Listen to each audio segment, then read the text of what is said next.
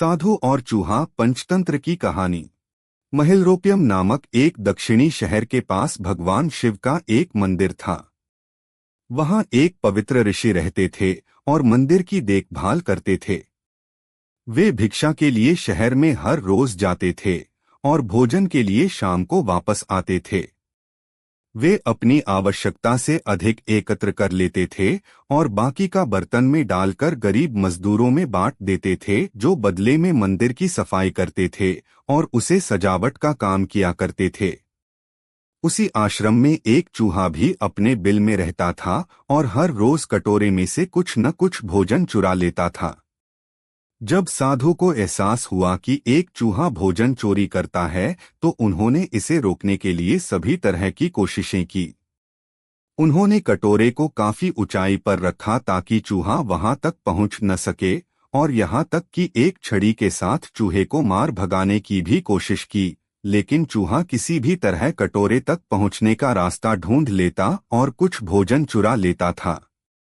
एक दिन एक भिक्षुक मंदिर की यात्रा करने के लिए आए थे, लेकिन साधु का ध्यान तो चूहे को डंडे से मारने में था और वे भिक्षुक से मिल भी नहीं पाए। इसे अपना अपमान समझ भिक्षुक क्रोधित होकर बोले, आपके आश्रम में फिर कभी नहीं आऊंगा, क्योंकि लगता है मुझसे बात करने के अलावा आपको अन्य काम ज्यादा महत्वपूर्ण लग रहा है। साधु विनम्रतापूर्वक चूहे से जुड़ी अपनी परेशानियों के बारे में भिक्षुक को बताते हैं कि कैसे चूहा उनके पास से भोजन किसी न किसी तरह से चुरा ही लेता है। यह चूहा किसी भी बिल्ली या बंदर को हरा सकता है, अगर बात मेरे कटोरे तक पहुंचने की हो तो। मैंने हर कोशिशें की हैं, लेकिन वो हर बार किसी न किसी तरीके से भोजन चुरा ही लेता है। भिक्षुक ने साधु की परेशानियों को समझा और चंचलता के पीछे अवश्य ही कुछ न कुछ कारण होगा। मुझे यकीन है कि इसने बहुत सारा भोजन जमा कर रखा होगा और यही कारण है कि चूहा अपने आप को बड़ा महसूस करता है और इसी से उसे ऊंचा कूदने की शक्ति मिलती है।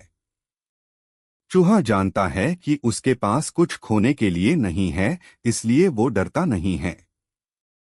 इस प्रकार साधु और भिक्षुक निष्कर्ष निकालते हैं कि अगर वे चूहे के बिल तक पहुंचने में सफल होते हैं, तो वे चूहे के भोजन के भंडार तक पहुंचने में सक्षम हो जाएंगे।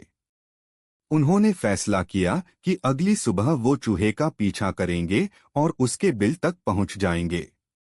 अगली सुबह वो चूहे का पीछा करते हैं और उसके बिल के प्रवेश द्वार तक पहुंच जाते हैं। जब वो खुदाई शुरू करते हैं तो देखते हैं कि चूहे ने अनाज का एक विशाल भंडार बना रखा है।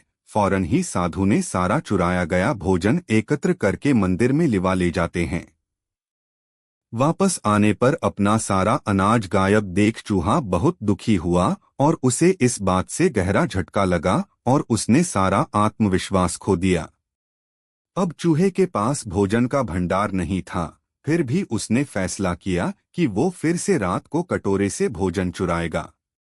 लेकिन जब उसने कटोरे तक पहुंचने की कोशिश की, तब वह धड़ाम से नीच गिर गया और उसे यह एहसास हुआ कि अब न तो उसके पर शक्ति है और न ही आत्मविश्वास। उसी समय साधु ने भी छड़ी से उस पर हमला किया।